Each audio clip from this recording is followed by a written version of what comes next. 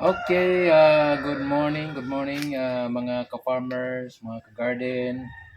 At ngayong pong umaga ay meron po tayong bagong ibibida sa atin. Bagamat matagal na itong nagiging bida pero ngayon po ay bibigyan po natin ng pansin.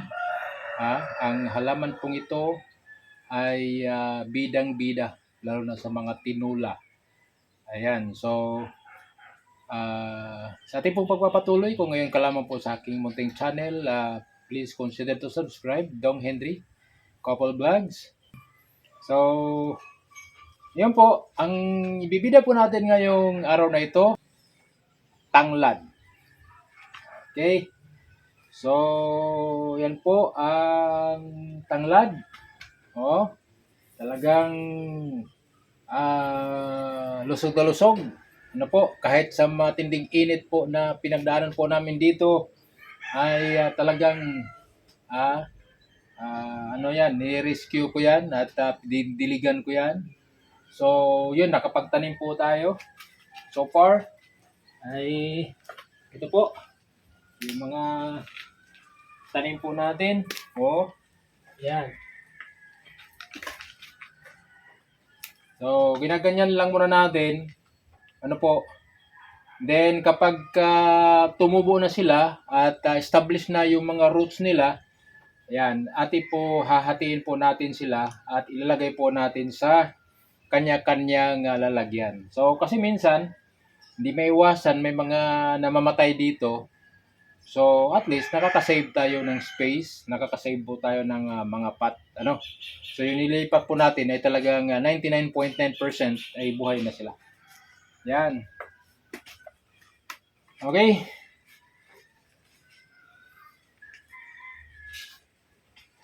So ngayon po, yung tanglad, ano po, ito po ay sa English ay ano? Lemongrass. Ayan, lemongrass. At kahit hindi po tayo nagre-research, ay ito po yung napag-alaman na natin na mabilis makapagpababa ng blood pressure. Ano? Kayo ay high blood, ano? Hypertension, ay madali siyang magpapababa. Ayan. So ano po ang mga health benefits ano ng tanglad? Ayan. So pag may mga manok tayo tinula, sarap lalo na pag mga native na mga manok. Ano? So ang tanglad is highly versatile herb. Tinatawag na versatile. Talagang ang daming gamit ano. So ito ay tinatawag na mayroon siyang katangian, antibacterial, anti-inflammatory, and antioxidant. So, puro mga anti. Ano? Ayan. So, sabi dito, commonly consumed as a tea. Yan. As a tea or used in cooking. It aids digestion, helps lower cholesterol, reduces stress and anxiety, and serve as a natural bug repellent.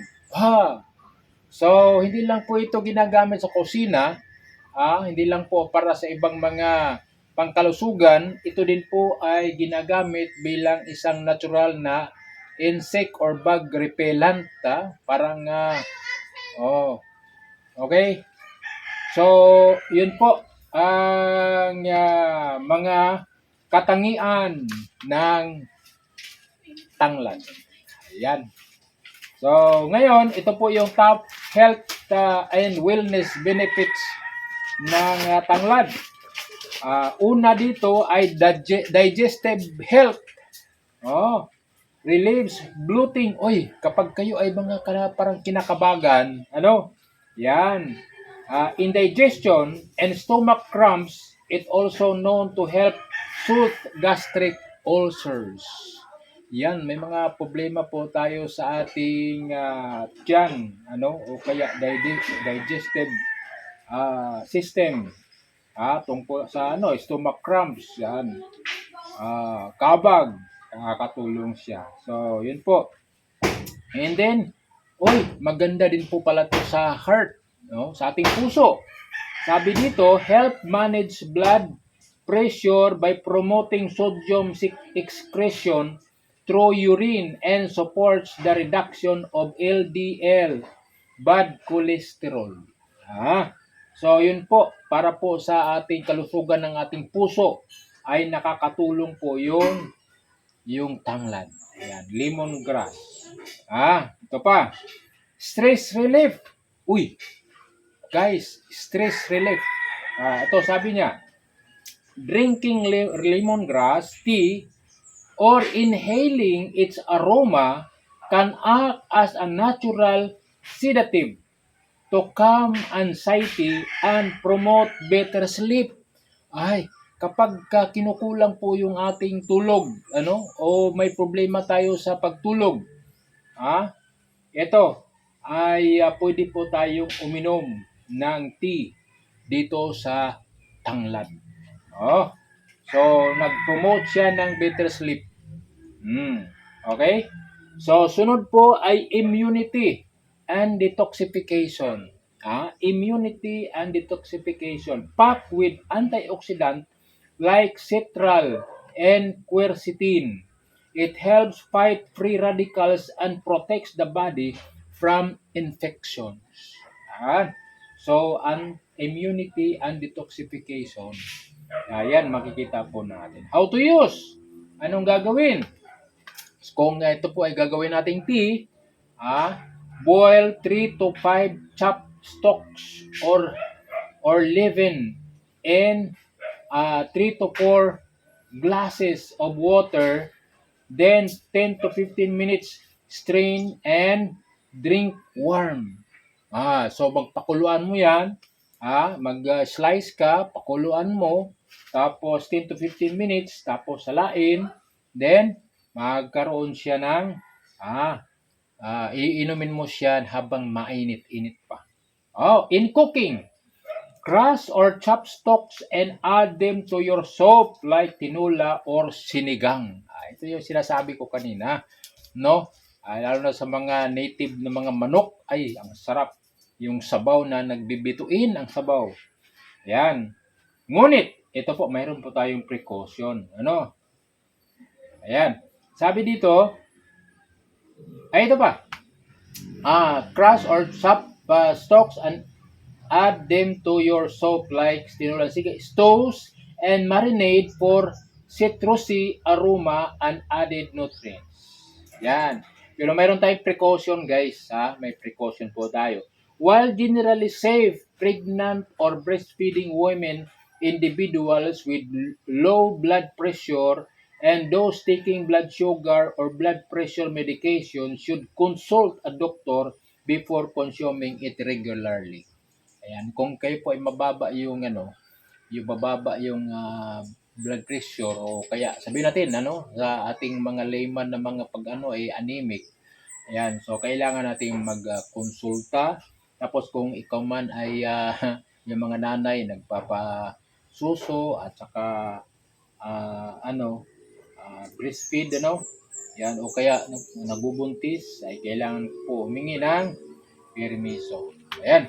So ngayon po, ito po yung ginagawa po natin pag may tinula o kaya simpleng simpleng gulay sa bukid, yung malunggay lang. May luya, may sibuyas, bawang, pwedeng haluan natin ng kahit tinapa o kaya inihaw o kaya tuyo ay pwede na. So ito po. Kami sa bukid, ito po yung ginagawa po namin. Ganyan. Hindi na po ini-slice, ganyan lang. Yan. Tapos, ayan. Ang galing di ba?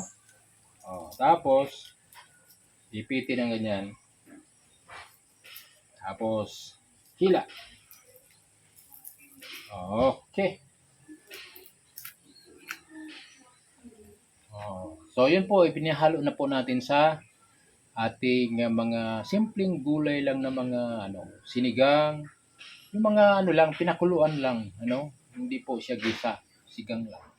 mga pinakulo lang. Bulang lang, yung mga ganyan. O kaya lauoy, yan, sarap. Okay guys, so yan po. Marami pong salamat. At please consider to subscribe po. God bless!